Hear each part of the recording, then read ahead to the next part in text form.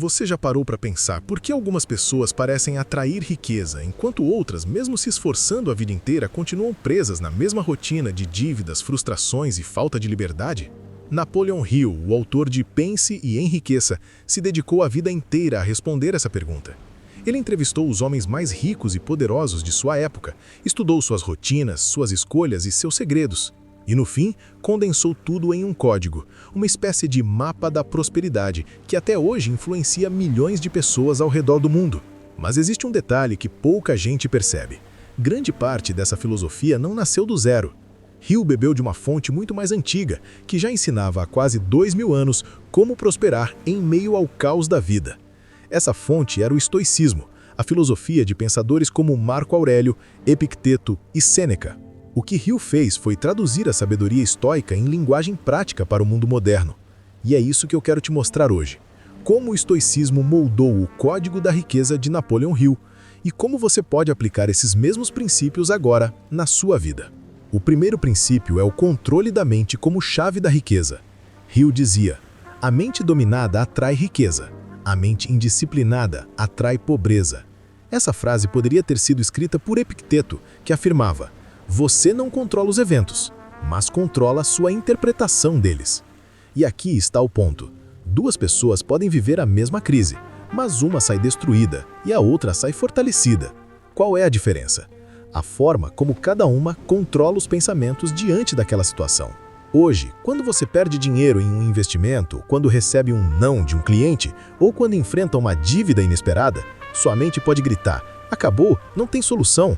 Mas o estoico pensa: isso é informação, isso é treino, isso é combustível. Riqueza começa no autocontrole mental. Sem isso, qualquer ganho se perde. O segundo princípio é definir um propósito claro. Marco Aurélio lembrava: se você não sabe para onde vai, qualquer vento será desfavorável. Napoleon Hill transformou isso em sua famosa ideia de propósito definido. E aqui está um dos maiores erros financeiros da maioria das pessoas. Elas querem ganhar mais dinheiro, mas não sabem para quê. É como um navio no mar sem destino. Querem enriquecer, mas não sabem se é para conquistar liberdade, viajar pelo mundo, dar mais segurança à família ou construir algo maior. Sem essa clareza, qualquer aumento de renda se dissolve em consumo, status e desperdício.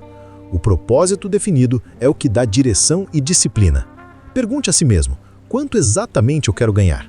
E mais importante, para quê?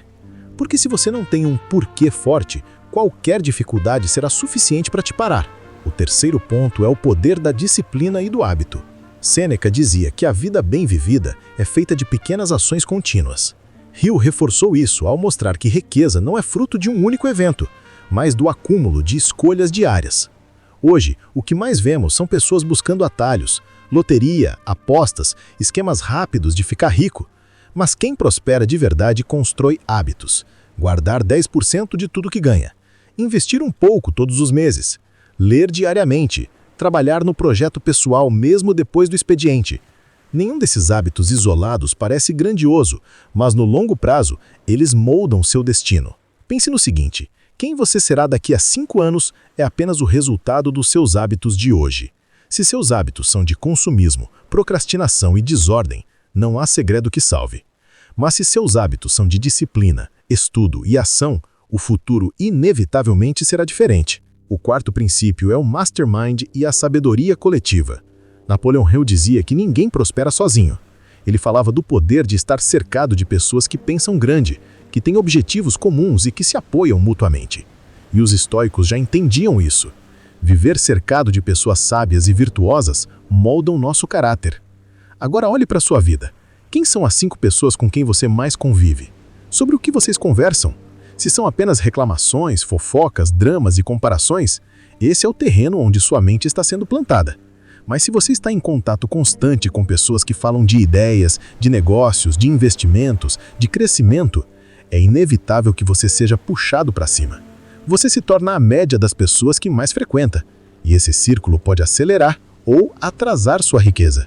E então chegamos ao quinto ponto: transformar adversidades em combustível. Para Hill, cada fracasso traz consigo a semente de um benefício. Epicteto dizia: o que nos fere, nos instrui. Essa é a mentalidade que muda tudo, porque fracasso é inevitável, problemas acontecem, planos falham, mas o que você faz com cada dificuldade é o que define o seu futuro. Pense em quantas histórias de sucesso nasceram depois de uma queda. O empresário que faliu antes de fundar uma empresa bilionária. O investidor que quebrou antes de aprender a fórmula certa. O profissional que foi demitido antes de descobrir seu verdadeiro propósito. Cada crise pode ser um ponto final ou pode ser uma vírgula que leva a um novo começo. O estoico e Napoleon Hill concordam em uma coisa: os obstáculos não são muros, são degraus. E agora, talvez você esteja se perguntando, como aplicar tudo isso de forma prática? A resposta é começar pequeno, mas começar.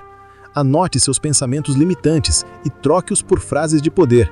Escreva seu propósito em um papel e leia todos os dias. Crie um hábito financeiro simples, como o separar 10% do que ganha, e mantenha isso com disciplina. Procure um círculo de pessoas que pensam como você deseja pensar. E quando enfrentar um problema, faça a pergunta estoica: como isso pode me fortalecer?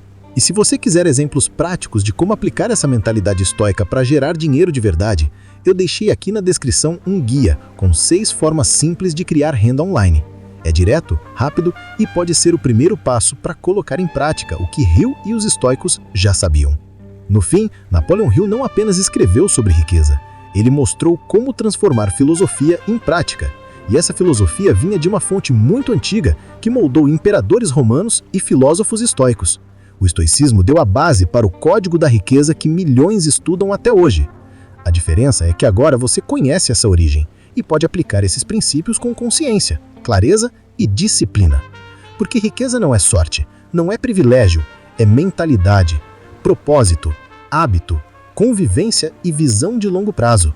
Se você quer continuar aprendendo como unir sabedoria estoica e prosperidade, inscreva-se no canal Asterisco e acompanhe os próximos vídeos. O que está por vir vai aprofundar ainda mais essa conexão entre filosofia antiga e resultados modernos.